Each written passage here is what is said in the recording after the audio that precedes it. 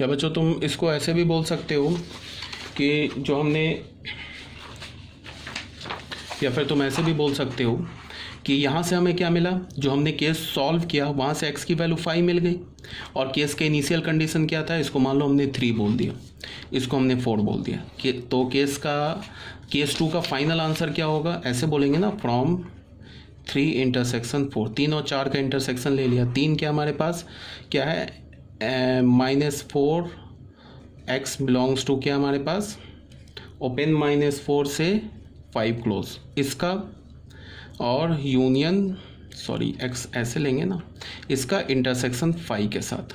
तो किसी भी सेट का अगर तुम 5 के साथ इंटरसेक्शन लेते हो तो क्या आ जाएगा, 5 आ जाएगा। तो ऐसे भी बोल सकते हो x क्या हो जाएगा हमारे पास 5। क्लियर है ये बात। तो यहाँ से हमारे पास सेकेंड केस क्या हो गया 5। अब बच्चों आ जाते हैं थर्ड केस में। थर्ड केस क्या हमारे पास, केस नंबर 3। केस 3 क्या है, हमने कैसे बनाया था केस, ठीक है, केस जो है हमारा बन रहा था वो ऐसे, ठीक है। अब x क्या लेंगे, x इज़ ग्रेटर देन 5 लेंगे, x इज़ ग्रेटर देन 5 तो इंक्लूड कर लिया था ना हमने, यहाँ पे देखो केस 2 में 5 इंक्लूड कर लिया था, केस 3 में 5 छोड़ देंगे। तो क्वेश्चन क्या था हमारे पास, mod of x minus 5 plus of mod of x plus 4 is greater than equals to less than equals to 7, not greater than equals to, ठीक है। तो ये हमारा हो गया।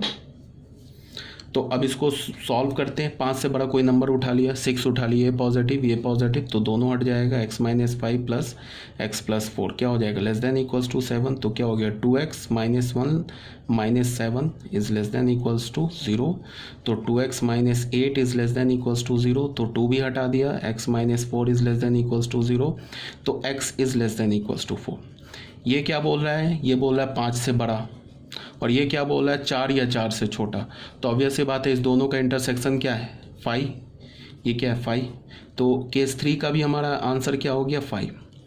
तो जो अब हमारे पास केस 1 का भी सॉल्यूशन क्या मिला हमें, तो हमारा जो फाइनल आंसर होगा वो फाइनल आंसर क्या हो जाएगा, S1 union S2 union S3। S1 भी हमें 5 मिला, S2 भी हमें 5 मिला, S3 भी हमें 5 मिला, तो यूनियन भी 5 होगा। इस 5 का क्या मतलब है कि ऐसा दुनिया में कोई x नहीं बना है जो इस इक्वेशन को सेटिस्फाई कर दे, ऐसा कोई x ही नहीं है। तुम कोई भी रियल नंबर डालो, ये इक्वेशन कभी सेटिस्फाई नहीं होगा। एनी रियल नंबर को 1 2 डाल के देख लो, मान लो 0 हमने डाला यहाँ पे, तो 0 डाला तो मॉड ऑफ -5, तो 5 का मॉड क्या हो जाएगा 5, यहाँ 0 डाला तो 0 प्लस 4, तो 4 का मॉड क्या होगा 4, तो 5 प्लस 4 9, तो 9 is less than equals to 7, तो फॉल्स आ गया ना। इसका मतलब x इज इक्वल टू 0 नहीं सेटिस्फाई किया। इसी तरह से तुम x इज इक्वल टू 1 डाल लो, 2 डाल लो, 3 डाल लो, कोई भी दुनिया का x डाल लो, ये इस इनइक्वालिटी को सेटिस्फाई नहीं करेगा। इसका मतलब क्या हो गया कि जो हमारा फाइनल आंसर हो गया वो 5 हो गया, ठीक है। ये था हमारा क्वेश्चन नंबर 9 भी सॉल्व, ठीक है। देख लो ये सॉल्व कर रखा है, कोई डाउट होगा तो पूछ लेना, ठीक है। No solution is the solution of this equation. अच्छा एक बात और, बहुत बच्चे क्या बोलते हैं कि आंसर आया नो सॉल्यूशन, तो इसका मतलब है क्वेश्चन गलत है। तो no solution is also a solution, याद रखना इस बात को।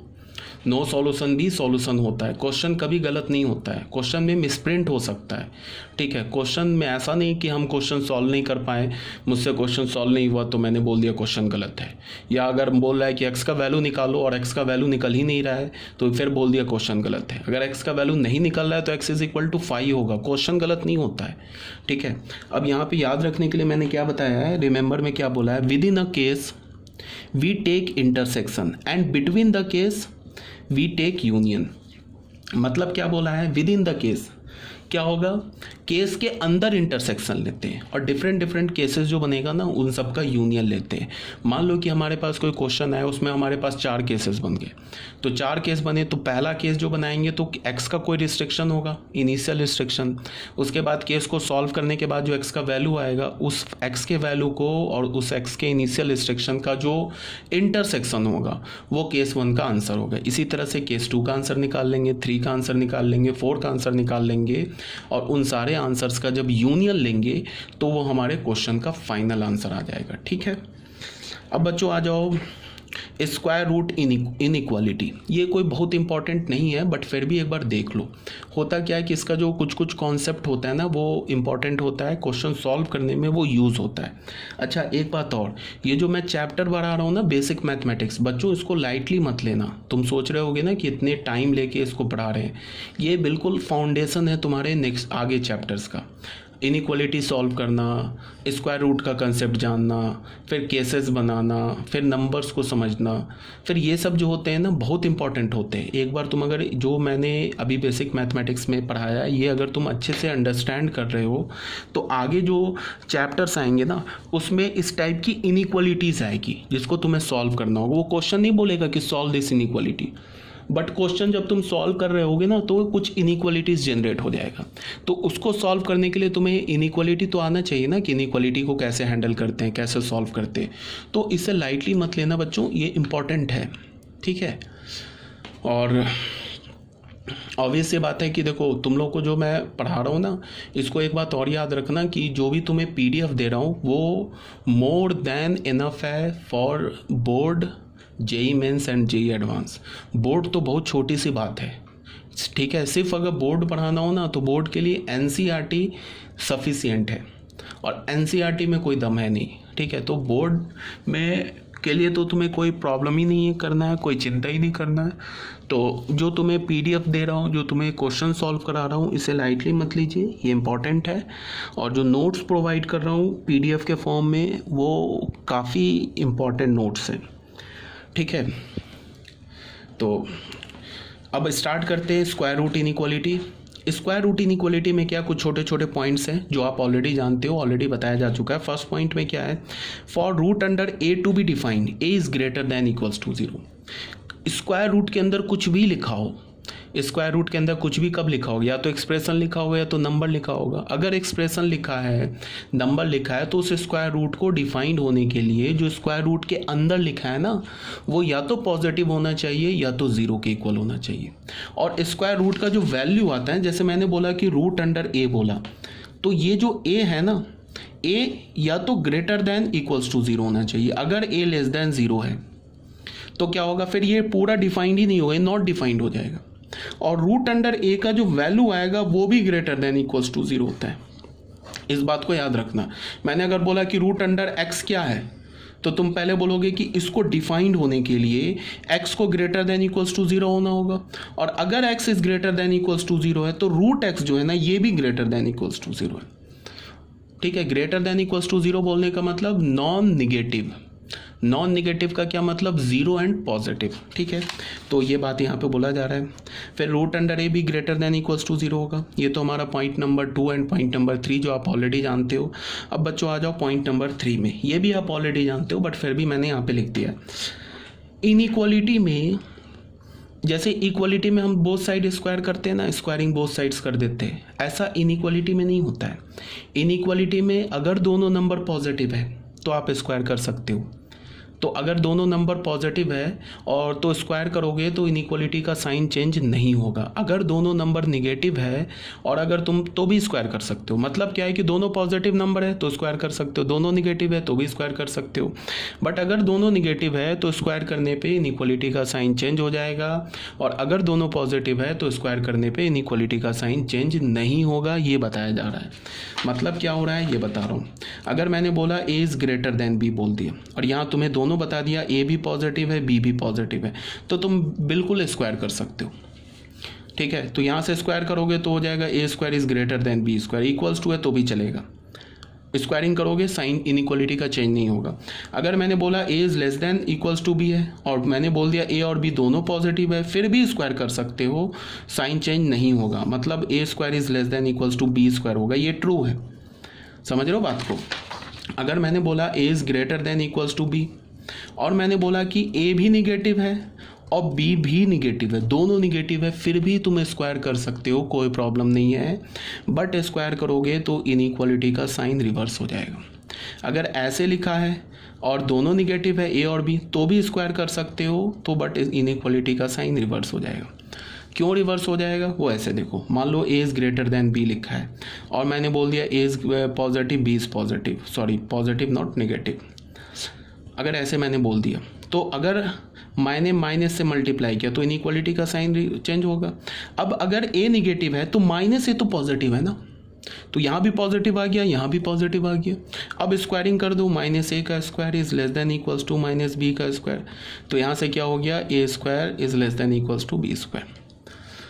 ठीक है, तो मैं तुम्हें क्या बता रहा हूँ बच्चों, इसको समझो कि अगर दोनों साइड इनइक्वालिटी के पॉजिटिव है, चाहे वो इनइक्वालिटी का कोई भी साइन हो, पॉजिटिव हो, ग्रेटर देन इक्वल्स टू हो, लेस देन इक्वल्स टू हो, greater than zero, greater than हो, लेस देन जीरो, अगर दोनों पॉजिटिव है तुम बिल्कुल स्क्वायर कर दो, इनइक्वालिटी का साइन चेंज करने की जरूरत नहीं है। अगर दोनों साइड निगेटिव है तो भी तुम स्क्वायर कर दो बट इनइक्वालिटी का साइन चेंज कर दो। अगर उसमें से एक पॉजिटिव है एक निगेटिव है तो स्क्वायर रूट वैलिड, स्क्वायरिंग करना वैलिड नहीं है। ठीक है, और अगर हमें ए और बी का साइन ही नहीं पता है तो भी स्क्वायर नहीं कर सकते। अगर हमें ए और बी का साइन पता है तो फिर हम क्या करेंगे, साइन पता है तो साइन देखेंगे, अगर दोनों पॉजिटिव है ए और बी तो स्क्वायर कर देंगे, इनइक्वालिटी का साइन चेंज नहीं करेंगे। अगर ए और बी दोनों निगेटिव है तो भी स्क्वायर कर देंगे, इनइक्वालिटी का साइन चेंज कर देंगे। अगर ए और बी का साइन ही नहीं पता है, हमें पता ही नहीं ए पॉजिटिव है निगेटिव है, तो स्क्वायरिंग वैलिड नहीं है। अगर हमें पता है इनइक्वालिटी का साइन कि एक पॉजिटिव है एक निगेटिव है तो भी स्क्वायरिंग वैलिड नहीं है। तो स्क्वायरिंग कब वैलिड है, या तो दोनों पॉजिटिव हो या तो दोनों निगेटिव हो। अगर दोनों पॉजिटिव है तो स्क्वायरिंग करके साइन चेंज कर दो, सॉरी अगर दोनों पॉजिटिव है तो डायरेक्ट स्क्वायर कर दो, साइन चेंज मत करो। अगर दोनों निगेटिव है तो स्क्वायरिंग करके साइन चेंज कर दो। ठीक है, काफ़ी बोल दिया, यही बात लिखा हुआ है पॉइंट नंबर 3 में। ठीक है, ये बात को यहाँ पे समझाया गया, if both A and B are negative then simply square both sides and reverse the inequality sign. Simply क्या करो, स्क्वायर कर दो, इनइक्वालिटी साइन को रिवर्स कर दो। यही बताया गया, ऐसे ही सिंबल के फॉर्म में मैंने पॉइंट नंबर 4 में बताया। अगर पॉजिटिव पॉजिटिव है, ग्रेटर देन जीरो है, इधर भी पॉजिटिव इधर भी पॉजिटिव, स्क्वायर कर दो दोनों साइड, साइन चेंज नहीं होगा। लेस देन जीरो है, फिर भी स्क्वायर कर दो, ये दोनों साइड पॉजिटिव है, साइन चेंज नहीं होगा। दोनों निगेटिव है, स्क्वायर कर दो तो साइन चेंज हो जाएगा। ये यहाँ पे अगर इक्वल्स टू जीरो तो भी यहाँ पे इक्वल्स टू जीरो तो भी वैलिड है। अगर क्या है, दोनों निगेटिव है, लेस देन जीरो, स्क्वायर कर दो, साइन चेंज हो जाएगा। अब अगर सुनो, इधर पॉजिटिव लिखा क्वांटिटी और इधर निगेटिव लिखा है तो फिर हमें स्क्वायरिंग करने की जरूरत ही नहीं है। ये तो ऑलवेज ट्रू है, because positive is always greater than negative.